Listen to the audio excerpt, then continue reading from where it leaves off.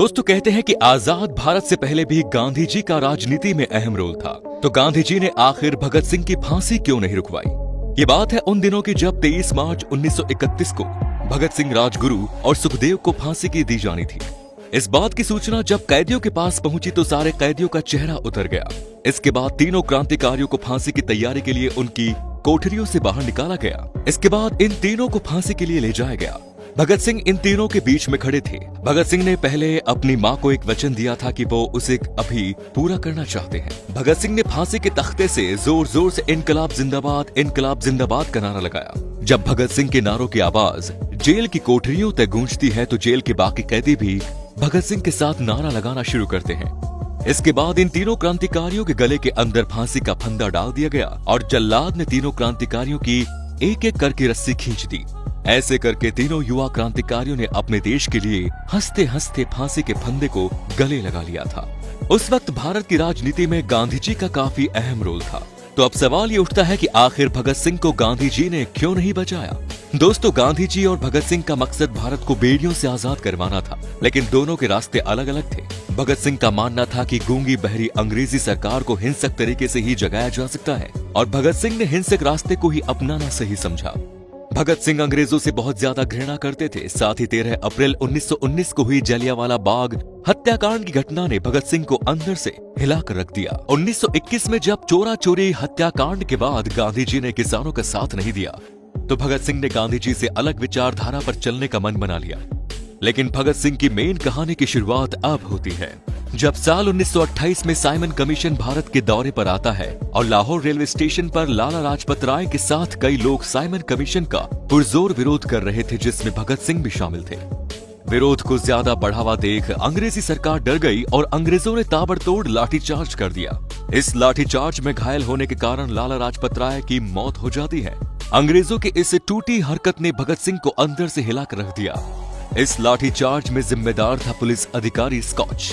अब भगत सिंह और उनके क्रांतिकारियों ने ठान लिया था कि इस पुलिस अधिकारी को मार मार कर ही चैन की सांस लेना है, लेकिन अंतिम समय में चूक होने के कारण इस कोर्ट की जगह की साल का पुलिस ऑफिसर जेपी सैंडर्स मारा गया। इसके बाद चारों तरफ क्रांतिकारियों को पकड़ने की धरपकड़ अंग्रेजों ने तेज कर दी, लेकिन भगत सिंह यहाँ से भी अंग्रेजों को चकमा देकर भाग गए। इसके बाद भी अंग्रेजों के जुल्म की इन नीतियों से भगत सिंह परेशान थे। इसके लिए अंग्रेजी सरकार को जगाने के लिए भगत सिंह और बटुकेश्वर दत्त ने साथ मिलकर सेंट्रल असेंबली में बम फेंक दिया और वहां पर जोर जोर से इनकलाब जिंदाबाद के नारे लगाकर अपने आप को सरेंडर कर दिया। उस वक्त भगत सिंह के पास अपनी रिवॉल्वर भी मौजूद थी। कुछ समय बाद ये सिद्ध हुआ कि भगत सिंह ने इस रिवॉल्वर का इस्तेमाल पुलिस अधिकारी सैंडर्स को मारने के लिए किया। इसके बाद पुलिस अधिकारी सैंडर्स की हत्या के मामले में भगत सिंह को अभियुक्त बनाकर फांसी की सजा सुना दी गई। तारीख 5 मार्च 1931 वायसराय और गांधी जी के बीच एक समझौता होता है। गांधी जी और इरविन के समझौते में अहिंसक तरीके से पकड़े गए सभी कैदियों को छोड़ने पर सहमति बनी, लेकिन पुलिस अधिकारी की हत्या के मामले में पकड़े गए भगत सिंह को लेकर कोई भी सहमति नहीं बनी। इसके बाद यहाँ से विवाद शुरू होता है। लोगों ने सवाल उठाने शुरू किए कि इधर भगत सिंह जैसे क्रांतिकारी को फांसी दी जा रही है और गांधी जी ब्रिटिश सरकार से समझौता कर रहे हैं। इसके बाद सार्वजनिक जगह में गांधी जी का विरोध होने लगा और फिर 23 मार्च 1931 को भगत सिंह और दोनों क्रांतिकारियों को फांसी दे दी गई। इसके बाद लोग आक्रोश से भरने लगे, लेकिन लोगों का यह गुस्सा केवल अंग्रेजी सरकार के खिलाफ नहीं था, बल्कि अब गांधी जी के प्रति भी लोगों में भयंकर गुस्सा था, क्योंकि गांधी जी ने इस बात का आग्रह उस समझौते में नहीं किया कि भगत सिंह की फांसी माफ नहीं की गई तो ये समझौता नहीं होगा। इसके बाद 26 मार्च 1931 को कराची में कांग्रेस का एक अधिवेशन हो रहा था। 25 मार्च को जब गांधी जी वहां पर इस अधिवेशन में हिस्सा लेने के लिए पहुंचे तो लोगों ने उनके खिलाफ जमकर विरोध प्रदर्शन किया और उनका स्वागत काले कपड़े दिखाकर किया। साथ ही गांधी मुर्दाबाद के और गांधी गो बैक के नारे लगाए गए। कांग्रेस में सुभाष चंद्र बोस और कई लोगों ने गांधी जी और इरविन के समझौते का विरोध किया। वे मानते हैं कि ब्रिटिश सरकार अगर भगत सिंह की फांसी को माफ नहीं कर सकती तो ये समझौता करने की जरूरत नहीं थी। हालांकि कांग्रेस वर्किंग कमेटी उस वक्त इस मामले में पूरी तरह से गांधी जी के साथ थे। अब गांधी जी ने इस मुद्दे पर क्या कहा? गांधी जी ने इस मुद्दे पर कहा कि भगत सिंह की बहादुरी के लिए हमारे मन में सम्मान उभरता है, लेकिन मुझे ऐसा तरीका चाहिए जिसमें खुद को न्योछावर करते हुए आप दूसरों को नुकसान नहीं पहुंचाए। वे कहते हैं कि सरकार गंभीर रूप से उकसा रही है, लेकिन समझौते की शर्त में फांसी रोकने शामिल नहीं था, इसलिए इससे पीछे हटना ठीक नहीं है। गांधी जी ने कहा कि किसी खूनी चोर या डाकू को भी सजा देना मेरे धर्म के खिलाफ है। मैं भगत सिंह को नहीं बचाना चाहता था, ऐसा शक करने की तो कोई वजह ही नहीं हो सकती। गांधी जी अपनी किताब स्वराज में लिखते हैं, मौत की सजा नहीं दी जानी चाहिए। वो कहते हैं कि भगत सिंह और उनके साथियों के साथ बात करने का मौका मिला होता तो मैं उनसे कहता, उनका चुना हुआ रास्ता गलत और असफल है। ईश्वर को साक्षी मानते हुए मैं सत्य जाहिर करना चाहता हूँ कि हिंसा के मार्ग पर चलकर स्वराज्य नहीं मिलता, सिर्फ मुश्किल ही मिल सकती है। मैं जितने तरीकों से वायसराय को समझा सकता था मैंने कोशिश की कि मेरे पास समझाने की जितनी शक्ति भी इस्तेमाल की, जिसमें मैंने अपनी पूरी आत्मा उड़ेल दी। भगत सिंह अहिंसा के पुजारी नहीं थे, लेकिन हिंसा को धर्म नहीं मानते थे। इन वीरों ने मौत के डर को भी जीत लिया था। उनकी वीरता को नमन है, लेकिन उनके कृत्य का अनुसरण नहीं किया जा सकता है। उनके कृत्य का देश को फायदा हुआ, ऐसा मैं नहीं कह सकता। गांधी जी ने 23 तारीख को सुबह वायसराय को एक निजी पत्र लिखा था। भगत सिंह को बचाने के लिए वायसराय को लिखी उस अनौपचारिक चिट्ठी में गांधी जी ने उन्हें जनमत का वास्ता देते हुए लिखा था, जनमत चाहे सही हो या गलत, सजा में निहायत चाहता है। जब कोई सिद्धांतों पर ना हो तो हुकूमत का मान रखना हमारा कर्तव्य होता है। मौत की सजा पर अमल हो जाने के बाद तो वो कदम वापस तो नहीं लिया जा सकता।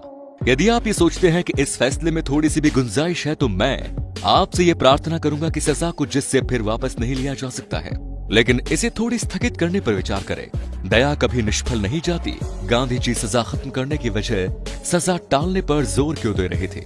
लोग आलोचना करते हुए कहते हैं कि गांधी जी ज्यादा से ज्यादा सजा को कुछ वक्त के लिए रोकने के लिए अपील कर रहे थे, जबकि उन्हें सजा खत्म करवाने जाने या फिर सजा कम करवाने की कोशिश करनी चाहिए थी। मगर सवाल यह है कि क्या ये मुमकिन था? हम गुलाम देश में जी रहे थे। भगत सिंह पर पुलिस अधिकारी सैंडर्स की हत्या का इल्जाम था। अंग्रेज चाहते थे कि इन तीनों को मिली सजा बाकी युवाओं को डराए, उन्हें यह संदेश दे कि अगर उन्होंने अंग्रेजी हुकूमत के खिलाफ हथियार उठाया तो उन्हें बख्शा नहीं जाएगा। और एक और चीज थी जो भगत सिंह, राजगुरु और सुखदेव के खिलाफ जा रही थी।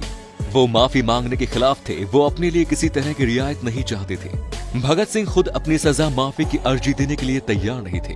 जब उनके पिता ने इसके लिए अर्जी लगाई तो उन्होंने बेहद कड़े शब्दों में पत्र लिखकर इसका जवाब दिया था।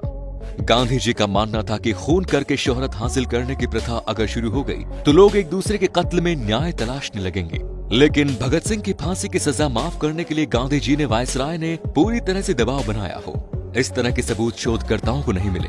फांसी के दिन तड़के सुबह गांधी जी ने जो भावपूर्ण चिट्ठी वायसराय को लिखी थी वो दबाव बनाने वाली थी, लेकिन तब तक काफी देर हो चुकी थी। इस विषय पर मौजूद रिसर्च के आधार पर यह कहा जा सकता है कि फांसी के दिन से पहले गांधी और वायसराय के बीच जो चर्चा हुई उसमें भगत सिंह की फांसी के मुद्दे को गांधी जी ने गैर जरूरी माना। इसीलिए गांधी जी द्वारा वायसराय को अपनी पूरी शक्ति लगाकर समझाने का दावा सही नहीं जान पड़ता है।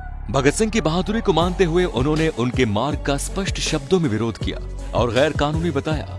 गांधी जी उनकी सजा माफ नहीं करा सके। इसे लेकर गांधी जी से भगत सिंह की नाराजगी से जुड़े साक्ष्य नहीं मिले हैं, लेकिन भगत सिंह के स्वभाव को देखते हुए लगता नहीं कि उन्हें ये बात कचोटती रही होगी कि उनकी सजा को माफ नहीं कराया गया। कुछ लोगों का इस बात से भी भ्रम बन रहा है कि भगत सिंह को असेंबली सभा में बम फेंकने के इल्जाम में फांसी हुई थी, लेकिन हकीकत में भगत सिंह को असेंबली सभा में बम फेंकने के लिए नहीं बल्कि पुलिस अधिकारी सैंडर्स की हत्या के मामले में फांसी की सजा सुनाई गई। हालांकि दोस्तों, भगत सिंह की फांसी को रोका तो नहीं जा सका, लेकिन भगत सिंह मात्र 23 साल की उम्र में ही इस देश के लिए फांसी के फंदे को हंसते हंसते गले लगा लिए। देश के ऐसे वीर सपूतों को नमन है।